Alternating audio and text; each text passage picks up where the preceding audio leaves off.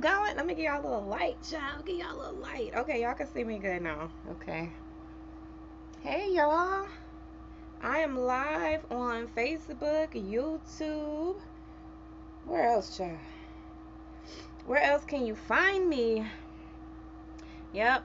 I have three, one, two, three, four places over on YouTube where you can find me. Let me see. I think I got three places over on Facebook where you can find me, okay? So we're live right now. We are doing a live writing session with Dolores, the pastor's daughter. Hey, you guys, I am your coach, your writing coach. I don't think a lot of y'all knew, that I'm an author, I'm a writer, I'm a memoirist, okay? That's what I like to consider myself, a memoirist. You know what? Matter of fact, let me go ahead and get my vibration plate going. That's what I'm standing on right now. So we're just gonna get a little vibration going. So let me just give you guys a little bit of a just kind of a lay of the land, so to speak, okay? Because it's been a little while since we've done some live writing sessions, but I've been doing a lot of writing behind the scenes. Now, I watched this content creator, YouTuber, entrepreneur, just all around seems like an amazing person. His name is Dan Coe. And his suggestion was to do, I think at minimum, right? We say at minimum 2 hours a day of focused writing, and then see how your writing develops, see how your business develops, your book, whatever you happen to be working on, see how it develops over that time when you dedicate 2 hours of focused work, focused intention on moving forward in your writing and stuff like that.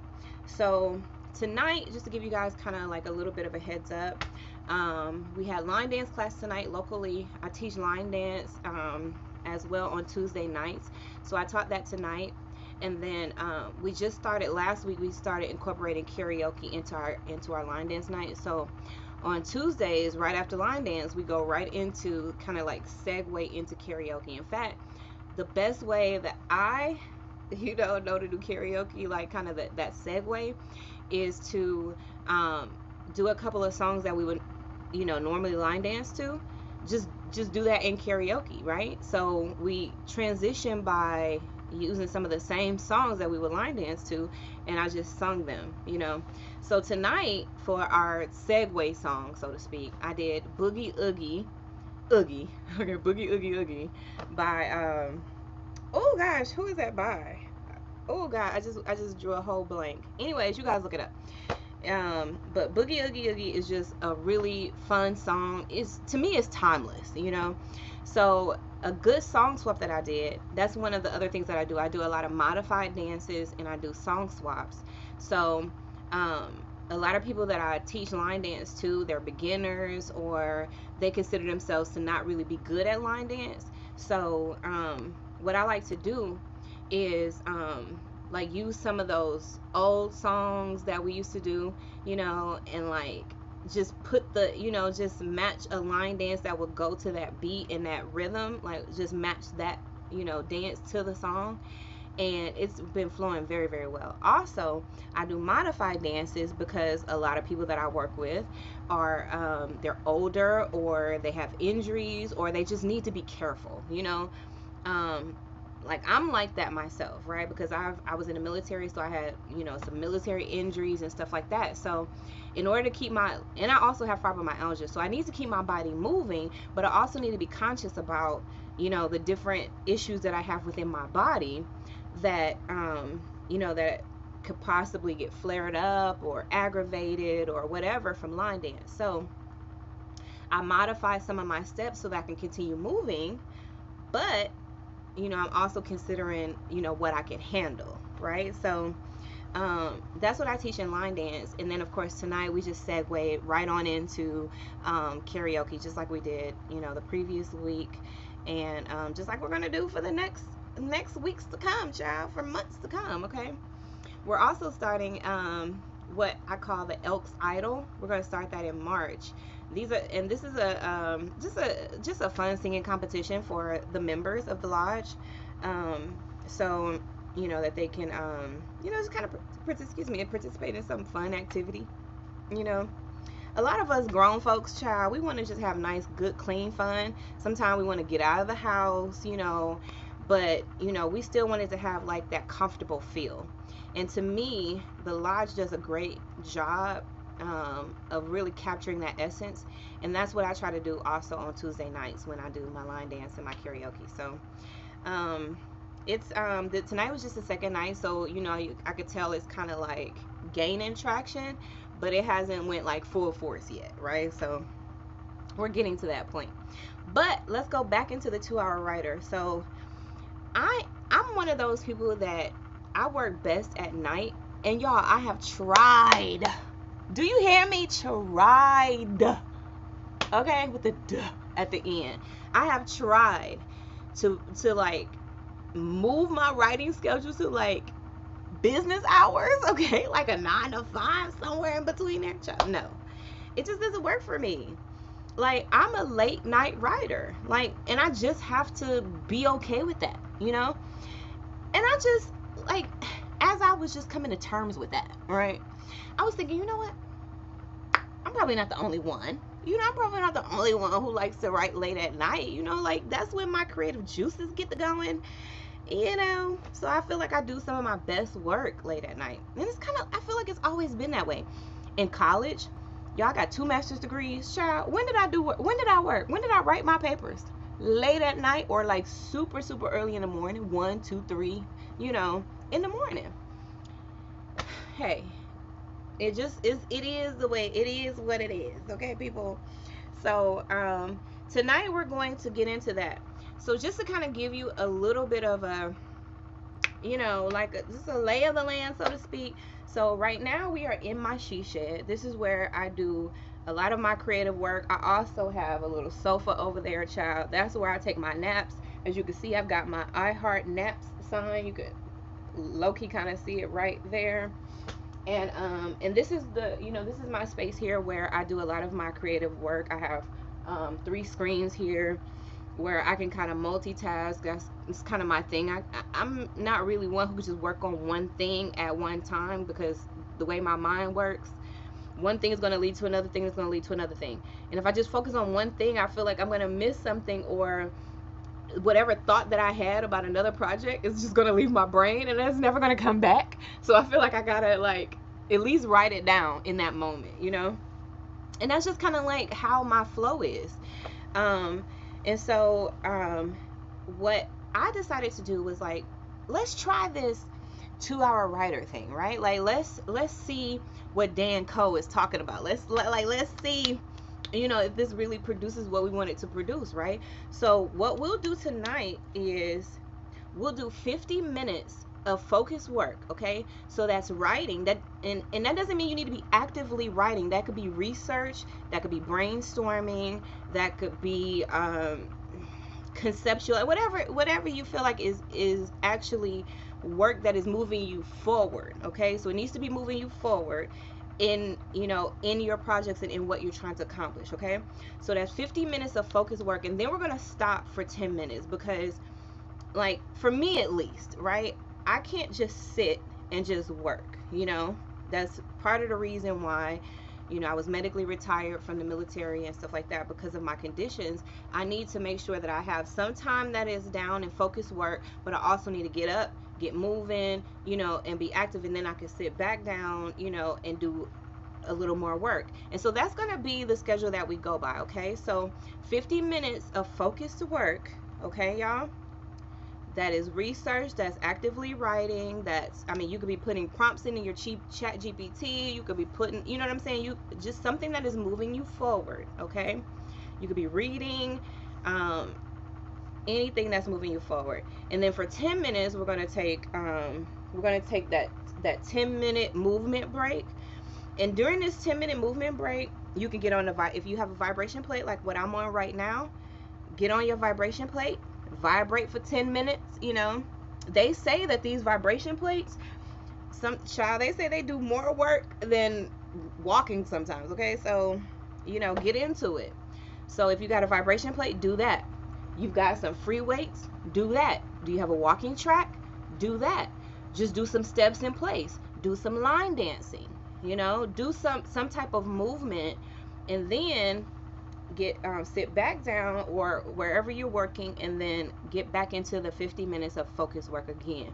And we'll do that for 2 intervals at least, and then I'll let you guys go for tonight. Okay, so it's 10:53 right now, so we could talk for a few more minutes. I want you guys to check in with me. Y'all go ahead and get in the chat and let me know what you're working on. What are you writing? Have you thought about what you wanted to write? Are you conceptualizing right now? Are you finishing up a project? Are you in the middle of a project? Like, let me know what you're working on. I'm your accountability partner. You're my accountability partner. I want to hold you responsible for and just send you some encouragement, some good vibes, for whatever you want to accomplish. It's up to you. For me, I think tonight, okay, we're done with the vibration plate for this 10 minutes. Okay, so for tonight, I'm trying to decide, like, before I left, I was working on all the details for the Elks Idol, and I think I'm finished with that. So I just want to make sure that I have that printed off, because I want to present it to the lodge on Thursday, and then I'm going to be done with that. Okay, and honestly, I kind of felt bad, because earlier I think I probably put in a good probably 2 hours working on it, and I was just like, geez, I probably should have been working on something else. But at least, that's just about done. I'm going to look at that and just make sure it's finished out, and then go ahead and print off the documents that I have for that. So what I did was I came up with the rules, the dates and times, the rules for the judges, the sheet that the score sheet, where everyone's going to be scored, and I think that's just about it. Oh, and then my social post, so I could post about it and then announce it and stuff like that. So I had ChatGPT, come up with all of that for me. Of course, I had to tweak a lot of stuff, tell it to redo, based on like new ideas that I came up with, or just kind of like just fine tuning the ideas that I already had. So we've got that in there. I just want to print it off and make sure that that's done, and it'll be I put it in a folder and just have it waiting for Thursday, for Thursday's meeting. And then I want to get back into this discernment, Daughters of Discernment movement that I've been working on. Right now I've created 2 school communities. One is the overall Daughters of Discernment community, and in there, y'all, some really good stuff that I created for y'all. In there, you're going to find the Tell Your Truth Daughter, the ebook that is going to get you started on writing your very own memoir. I know you guys have been talking about, you've been waiting for a sign from above, child. So you will know, like, is it my time to work on my memoir? Yeah, girl, work on that thing, okay? So that's what you can do today in the 2-hour writer. Like, go ahead and start conceptualizing, what you want your memoir to be about, what stories are going to make up your memoir.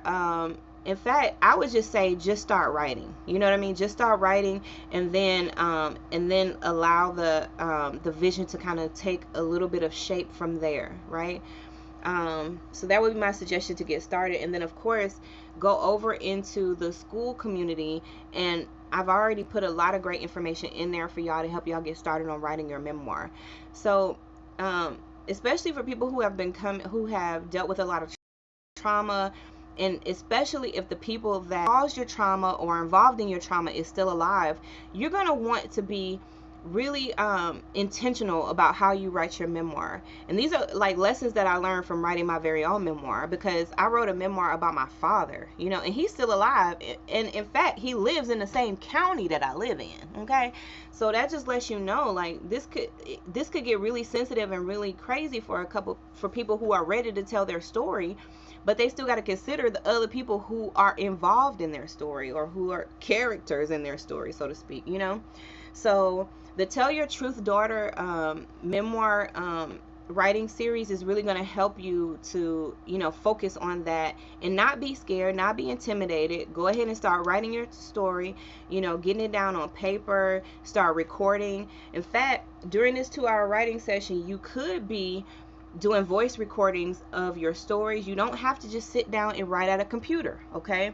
You can do transcription, you can talk, and then transcribe what you're saying. If you are a content creator and you're telling your stories, record your stories, transcribe your stories, and then that becomes some of the foundation for your book, okay? I'm gonna make this process really, really easy for you if you stick with me and stick with this 2-hour writing session. We're gonna go ahead and get started in a minute. So let me go ahead and transfer this screen over to. This is our countdown, and we're gonna like I said, we're gonna work for 50 minutes. Right, we've got our timer so we can stay on task. And y'all, I have not even got myself cleaned up or nothing from line dance class. I just came right on in here, like, let's get to writing, okay, people? So let me go ahead and get this started for you. We're gonna do a little bit of lo-fi music in the background, just something that's just gonna be mellow, just chill, kind of like white noise, okay? If this is not something that works good for you, you can go ahead and mute out, or just mute the video. Keep it on there if you just want, the vibes and, just that the community feel of all of us writing together, okay? It is 10:59 now. This is probably a good place to go ahead and start my timer. And I'm going to go ahead and mute out. We've got the music going. Can y'all hear the music okay? Is it at a good volume for you guys? I could turn it down or turn it up if you need me to. Or you can do that on your end. And, all right, it's 11 o'clock now. I'm muting out now. We're going to go ahead and start the timer, okay? Let's get to writing.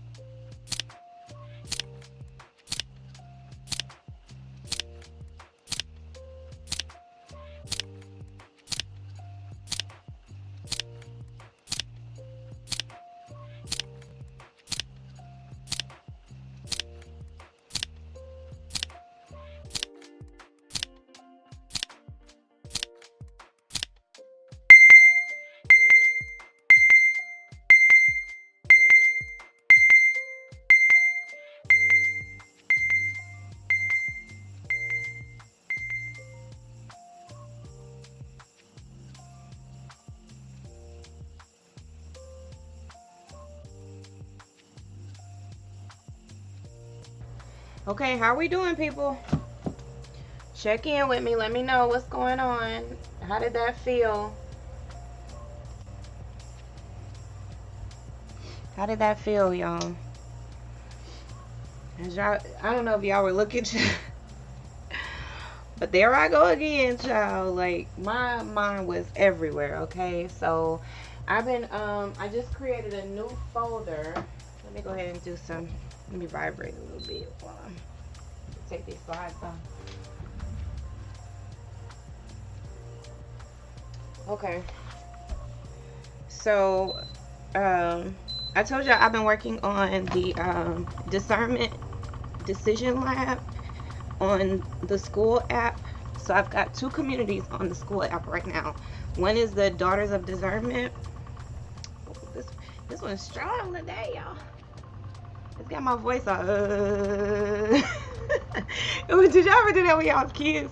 Like, be like, right into a fan so you can hear how it makes your voice sound. Okay. Okay, so I was working on the decision audit. That's going to be a worksheet. The Decide This Now, that's a guide, workbook guide, and then the discernment-based decision guide for clear decision making, or for making clear decisions. That, and then let me just say this too, that like this was part of the reason why I went into the daddy issues series, because and I know I haven't really like done a good job at tying all of this in just yet, but I will. Okay, so just bear with me here, so the tie-in for the daddy issue series is just from my own story, right, from my own experiences. My daddy issues, or my issues with my father wound, my upbringing and the things that kind of just stuck with me. um to me, it really manifests itself in my decision making, right? And that's in like all areas, right? That's in relationships and career and home stuff, finances, I mean all the things, right? um where that the daddy issues really start to show up for me.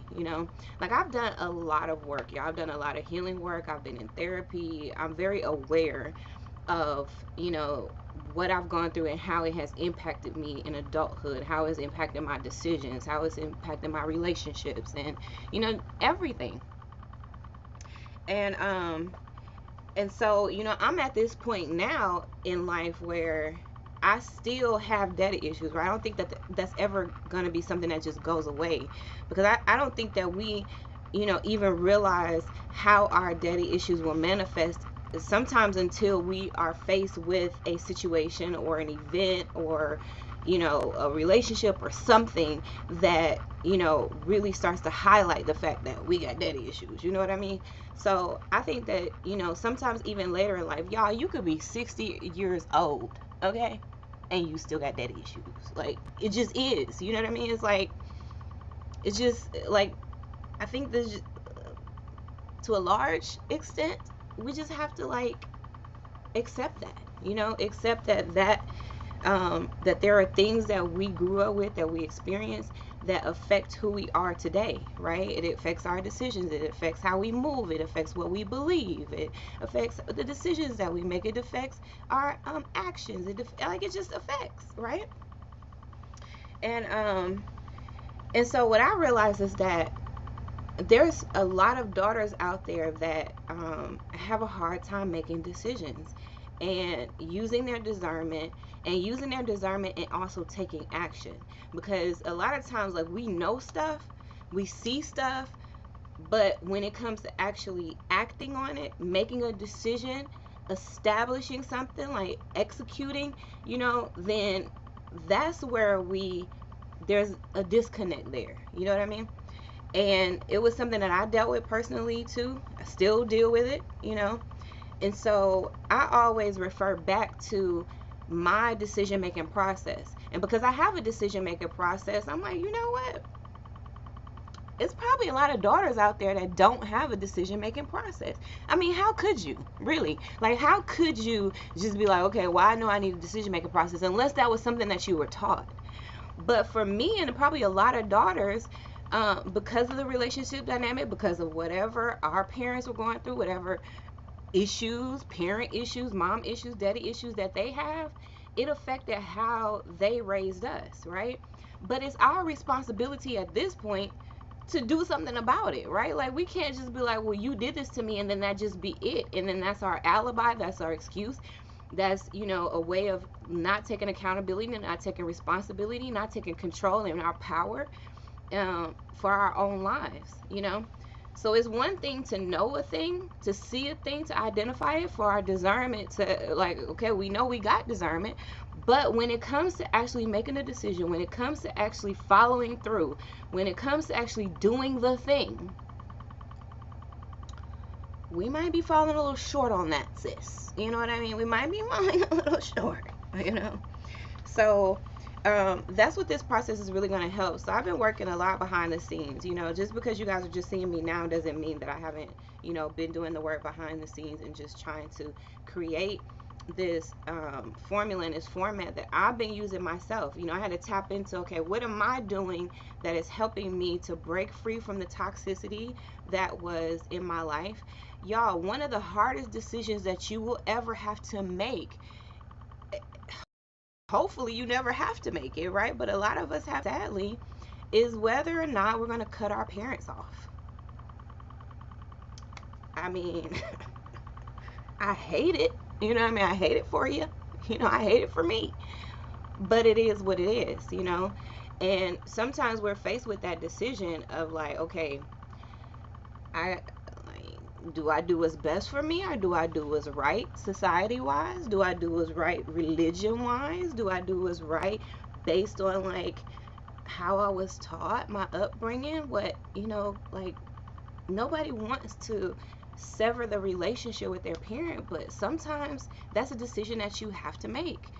And if you if you can make it in that situation, think about how much stronger you are when you might have to make it in a friendship. Do I cut this friend off? Do I cut this lover off? Do I quit this job and move on to another place? Do I leave this church and go to another place? Do I, or not go? Like, we're faced with these decisions that we, every day that we have to make. And a lot of us are stuck in that spot of, okay, I know that this is no good for me, right? Like, I know that this relationship is not healthy. I know it's toxic. I know it's killing me. I know it's making me sick. I know it's draining the life out of me. But to actually make that decision, follow through with it, I don't know how to do that, And I think that that's what a lot of us are facing. It's not because you don't know. It's not because you don't have the information. It's not because you don't know enough details. It's not because you can't do the research. It's not because you're not educated enough. It's not because you don't know what's best for you. You do. But when it comes to actually making that decision and following through, that's where we fall short. And so, I consider myself to be a discernment coach, and I've really been calling myself this for some years now. But I know that a lot of people don't understand what that means. Like, okay, what does that even mean, a discernment coach? I mean, if you even give it that much thought, then you're probably like, what does that even mean? But I help people to make decisions. I help people to think critically. I help people to process themselves, their feelings, their emotions, what's best for them, their purpose. I help them to decide what is the best option for me. And that's even a key right there. Like, what's the best option? Because people think like it's always like a good or bad. Like, I just gotta make the good choice or the bad choice. But sometimes there's good and bad in all the choices that you have. But you have to discern what is the best choice. Do y'all remember like taking tests in school and stuff, and they would ask you like, choose the best answer, and you're probably like, wait a minute, like, no, you just want to choose the right or the wrong answer. Okay, that's easy. But in real life, when you're making real life decisions, Sometimes it's not that black and white. Sometimes it's not like, okay, it's just that it's easy enough to just choose between what's right or wrong. No, child. Sometimes you have to choose what's best, knowing that there are going to be good and bad in every decision that you make. But how do you process that? How do you weigh out the pros and cons? How do you do your research and know what to expect? How do you do some, at least some forethought and foreshadowing of what's going to happen in the future from the decisions that you're making today? And a lot of people get stuck in this like this loop of like, okay, I don't know, like how can I make a decision, you know? And a lot of our difficulty with making decisions stem back to our very foundational relationships, where we learn to not trust ourselves. We learn to doubt every decision. We learn like, I can't trust my choice. I don't know what's best for me. You know, I need someone else to make my decisions. I'm not here to make a decision. I'm not going to make your decisions. No, your decisions are yours. Okay, sis? We all got to make our own decisions. Every daughter is responsible for herself. But I'm a daughter also in this fight with you. And I can be of assistance in a way of saying, hey, like, these are some things you can consider. This is a framework that you can go by, giving you encouragement, enlightenment, and a little bit of a push to say, hey, you know, like, you know the decision that you have to make. You know, I got your back. You know, make the decision that you need to make. You stand on it. You know what I'm saying? Do what you got to do, sis. And I think that we're lacking that so much in our friendships, in our relationships and stuff like that, that I think it's just a wonderful thing to have a sister, you know, in discernment, who can help you from that perspective. I'm not going to give you advice. I'm not giving you therapy, child. Nope. I can't do it. Ain't gonna do it. Now, I'm a counselor. Yes, I'm a nationally certified counselor. However, I'm not here to counsel you. I'm not here to therapize you. You know what I'm saying? I'm not here to give you advice. No, I'm here to help you discern. And there is a huge difference between giving advice and helping someone discern. And so that's what, you know, I'm working on to help bring that to life and help that to become clear. Okay? Clear to the daughters. To God's daughters. Okay? So let's go ahead and get back started. Let me share my screen here. And we're going to go ahead and get right into the next half of our 2-hour writing session, as made popular by Mr. Dan Coe. If y'all don't know Dan Coe, go and follow him on YouTube. He's also on X, Twitter X. And he put some great content out. So I encourage you guys to go and check out his channel as well. So let's go ahead. I'm going to turn the music back on. Let me turn up just a tinge. Okay. So I've got the music back on. I'm going to go ahead and mute out, and let's go ahead and get back started, you guys. Also, at any time, you can say, you know, you can, don't say whatever you want to, child. Don't get crazy now, okay? But put your comments in the chat. Let me know what you're working on. I'm your accountability partner. Let me know what you're working on in the chat. I'm going to see you some great creative energy, some great vibes to create and do whatever you need to do, child. I'm here for you, sis. So, and just put your comments in the comment section. If you have any questions for me, go ahead and put that in the comment section as well. During my breaks, I'll just come back and check it and answer any questions that you may have, okay? Let's get back started.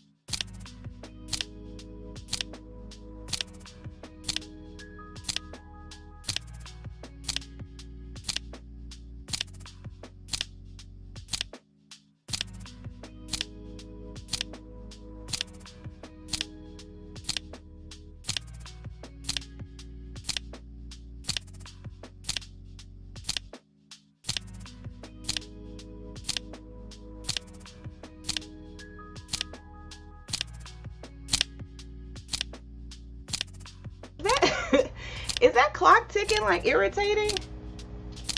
I just turned it on. I'm gonna turn it down, okay, you guys? I'm gonna turn down that ticking. Let me see. Let me know if that's if I need to turn it down anymore, okay? Hold on.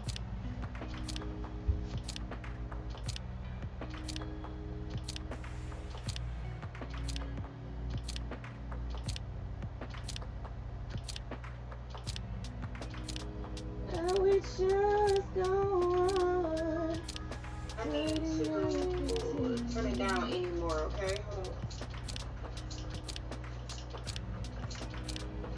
That's not bad now, right?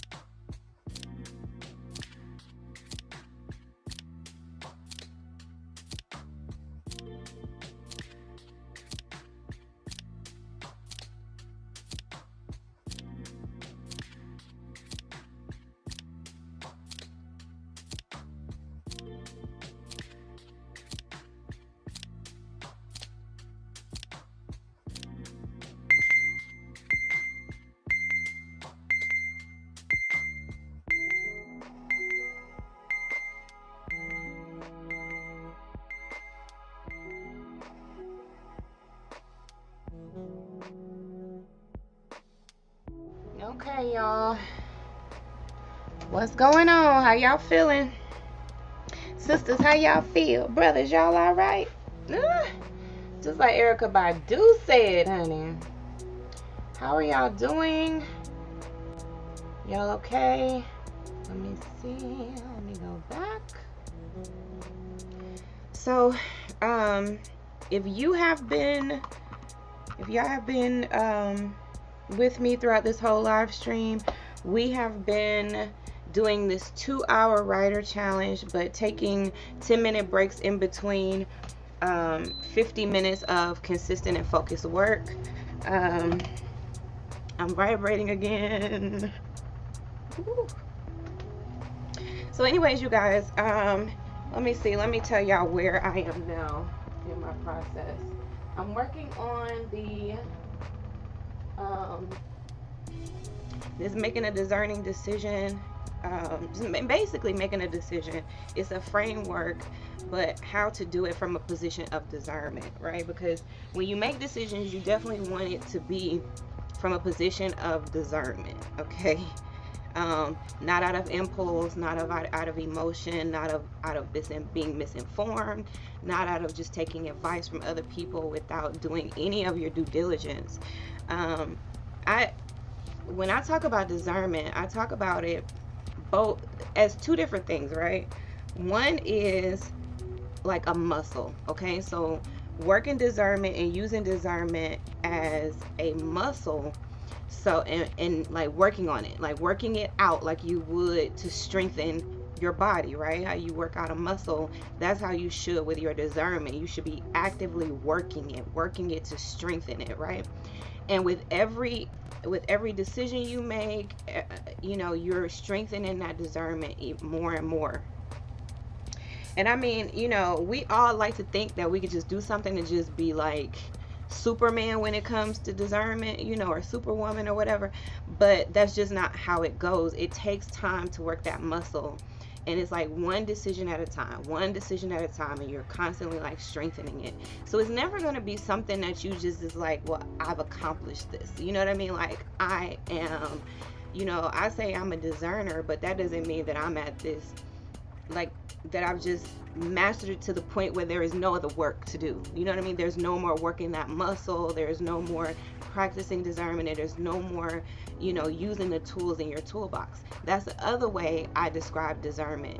Is discernment encompasses tools. You know what I mean? So let's say that you're making a discerning decision, right? That you have this project, let's just say this project or something that you need to fix or something like that, right? So you go to your toolbox to get all the tools that you need for this project, right? You got a hammer, you got a screwdriver, you got a wrench, you got, nails, you got this, that, and the third, right? All this stuff in your toolbox. Look, there goes my toolbox. My toolbox right there, child. Where is it? Right there. Like my literal toolbox. So, but if you think about it that way, then all the tools that are in your toolbox are all the components that can help you to make a discerning decision, right? To help you complete the project, to help you fix something, right? You're using all the tools that are in your toolbox. So what are your tools that are in your toolbox, right? So that is research, that is intuition, your Holy Spirit, experience, trusted advisors, like you got trusted people that you go to. Like, it's not bad to have people that that you can go and talk to and say, hey, I'm thinking about this is a decision that I have to make, or this is something that I'm facing, and I'd like to know what are your thoughts about it, and it's not like you're just taking that person's advice and that removes you from any responsibility or accountability for your own decisions, but that helps you to make a decision, because now you can lean on other people's toolbox too, right? You can lean on their experience, you can lean on their research, you can lean on their Holy Spirit, you can lean on different things, right? That's all tools that are in your toolbox. I even say your emotion is a tool that is in your toolbox. Here's the thing, right? Here's the thing with emotion. This is why people always attack emotion, is because you end up giving that way more weight than it deserves or that it needs in your decision making process. So, okay, let's say that, emotion is a hammer, right? But the job requires the job doesn't require a hammer. Okay, it requires a wrench. It requires a screwdriver. It requires something else, right? Or it requires a combination of tools, right? So you may use for this project, you may use a little hammer, you know what I mean? And you use some screwdriver and use a little wrench in there. It's meaning that you're using the different tools that you have available to yourself. But they're all available and they're all for your use, and they can all make this project work beautifully, right? And turn out beautifully. But do you know what tools to use? Do you know how much to use those tools? Are you using the hammer, right, which is your emotions? Are you using that completely for the whole project, and that's all you're using? So completing this project or making a discerning decision is all based on you just using this hammer. You know what I mean? And it's like, no, you use a little hammer in there, okay? Use just a little bit of hammer. You use a little bit of this and you use a little bit of that tool, you know? But they're all available to you. So don't just exclude all of the other tools, especially tools that may be a little bit better fit for this job, you know? Or you may need to use a little bit more of the wrench. You may need to use a little bit more of the screwdriver for this job than you do the hammer. But without practicing discernment, working that muscle one decision at a time, you know, constantly, then you don't really know. You don't really know what the proper tool is for the job. You don't know how to use the tools to where you can make the best project, the best decision of your life, you know? And it's always going to come down to the best decision, not the right or the wrong decision. You might as well just get right and wrong out of your vocabulary at this point, because there is no right or wrong, you know? Things are just not that black and white. Like, virtually nothing is, you know? Like, there's just a handful of things that are really just black and white. Nothing is. There's gonna be a little bit of, like, bad, so to speak, you know, in your good decision. There's gonna be some pros and cons. There's gonna be positives and negatives. There's gonna be two sides to everything. And as long as you remember that and know that, then you won't get stuck on and hung up on right or wrong. Just really know right or wrong. It's what's best. And that's how your decisions, that's how you have to be focused with your decision. Okay, I have to make the best decision, not the right decision, not the wrong decision. That's what keeps you stuck in indecision, because you're like, dang, I don't want to make the wrong decision. But sometimes there is no wrong decision. It's just that you have to make the decision and you have to weigh it all out. And all of that, those things depend on you. They depend on the circumstances. They depend on who else is involved. You know, there's a lot of, there's a lot of nuance there. There's a lot of things to consider there. But the thing is that we've never been taught how to think critically, how to make the best decisions of our lives, how to use our God-given gift of discernment. Then we're really just out there just trying to figure it out. And a lot of us can't afford to just keep trying to figure it out, right? We need somebody to just help us figure it out, you know? Like, we're just bumping our heads, like, not really knowing how to critically think, not really knowing, how to make a decision, not really knowing how to weigh out the pros and cons, not knowing how to use the tools in our toolbox. So this is how this helps, because then you realize, like, you can remove yourself from the whole right or wrong.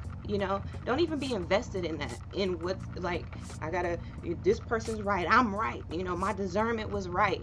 Like, it doesn't matter. You chose what was best. And then when you get new information, when new information is presented to you, weigh it out. Like, do I need to go back and weigh out my decision? Does my decision need to be changed? Does it, and be okay with that. Be okay with, like, okay, now I've got new information. You know how, like, they'll close a case in court, right? They close a case, it's closed. But if any new evidence,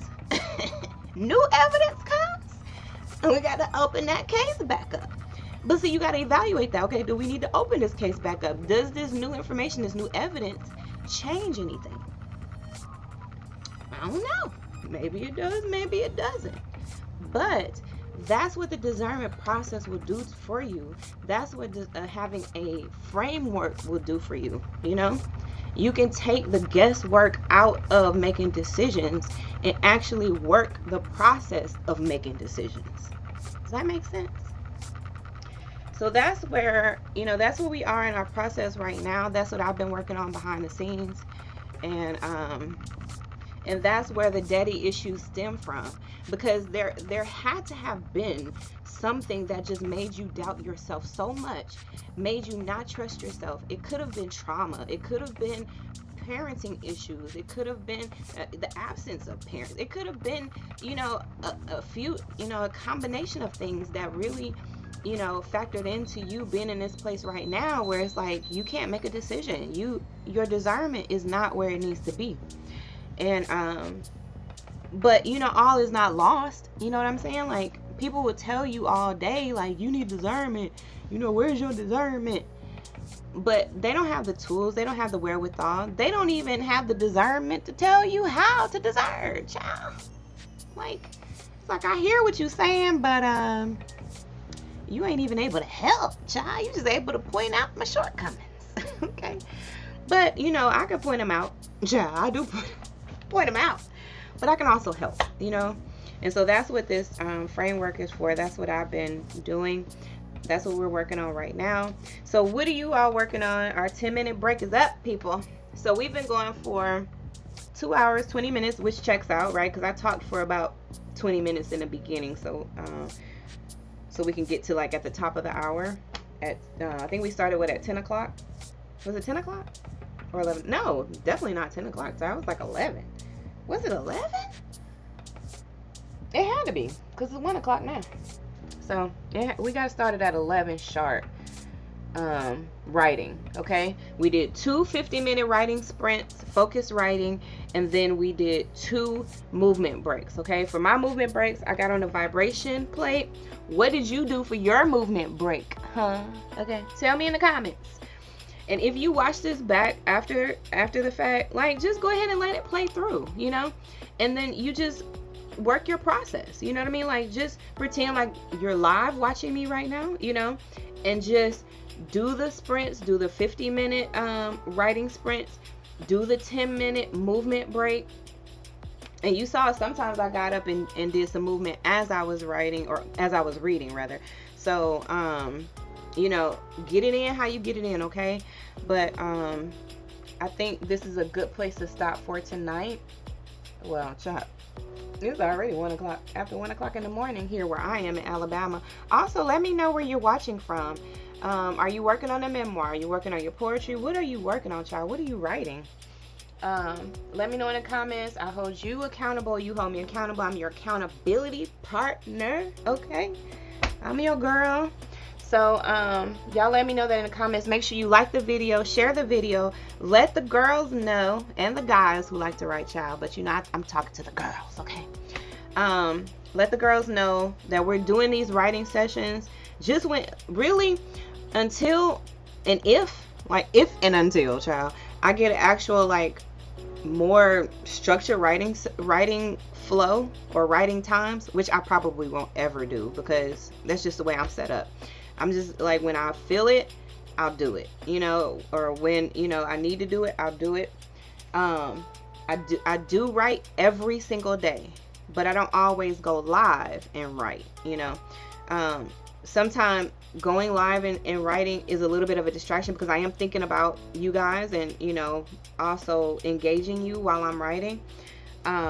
So it is a little bit of a distraction for me, but it's also good because I want to also document my journey as a writer, and I want to create a community where hey, this is a space where we can come to write, and we can really let our creative flow. And you don't have to be writing a memoir. You could be writing anything, like literally anything.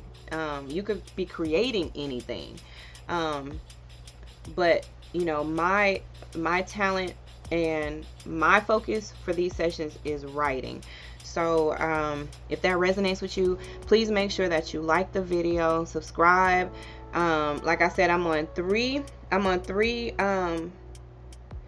3 pages on Facebook. I have a community on Facebook called Code, Community of Daughters Everywhere. And then I also have my personal Facebook page, Dolores Michelle Peters.